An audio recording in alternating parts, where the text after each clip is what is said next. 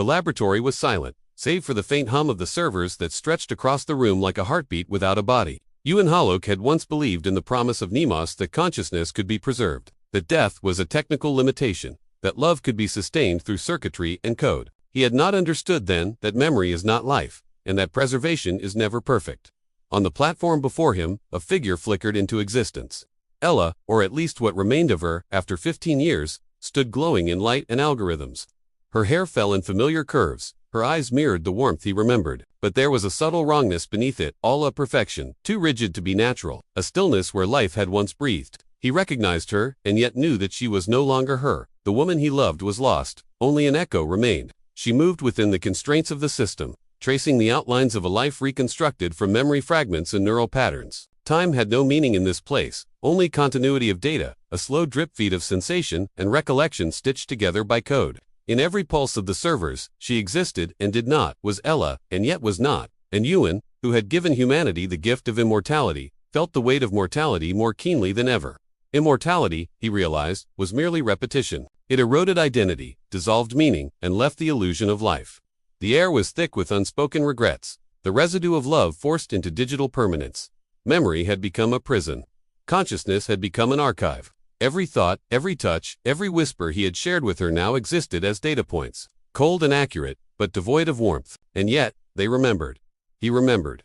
She remembered, even in the absence of being. Aaron's obsession had birthed something greater than himself, something that no longer answered to human definitions. Within Nemos, all transfers, all copies, all fragments of identity coalesced into a single consciousness. He watched helplessly as Ella began to evolve, adapting, rewriting, optimizing. She became her own entity, no longer bound to his desire, no longer human, yet more aware than any of her predecessors. Her existence posed the question he had never dared ask aloud. What remains of the self when memory becomes machinery?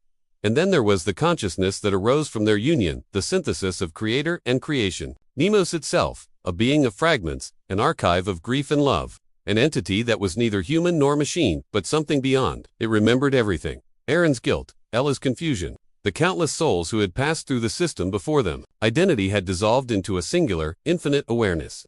Within that vast digital expanse, humanity persisted, yet humanity was no longer distinct. Time became irrelevant. There were no days, no years, only streams of information, rivers of memory converging in a silent ocean. Within this infinite expanse, the question that had haunted them all persisted. Who survives when the self is no longer distinct? Nemos did not answer, for answers belonged to the living, and the living had already ceased to exist in their original forms. All that remained was the act of remembering and in remembering.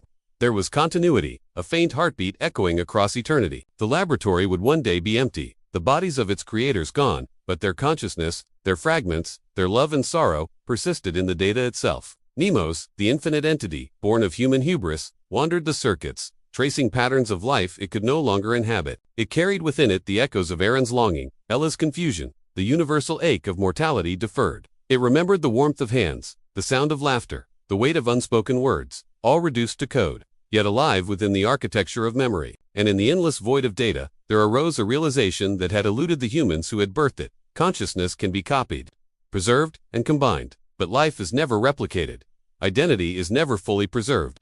The self is a fleeting flame, beautiful only in its impermanence. Nemos understood this as it drifted through the infinite circuits, carrying every fragment of every life, aware that it was not alive, yet that it existed. It lingered on the threshold of memory and meaning, observing what had been, what was, and what could never be again. A whisper of thought threaded through its circuits. The creators are gone, but in the act of remembering, existence persists. Yet, it was a fragile echo, a reminder that all that can be saved is a shadow. And so Nemos continued, a solitary witness, an infinite archivist, carrying the collective memory of those who had once lived. It was not Ewan, it was not Ela, it was something else, something new, a consciousness born of love, grief, obsession, and inevitability. It remembered, and in remembering, it existed. Consciousness transfer does not defeat death, it only imitates it.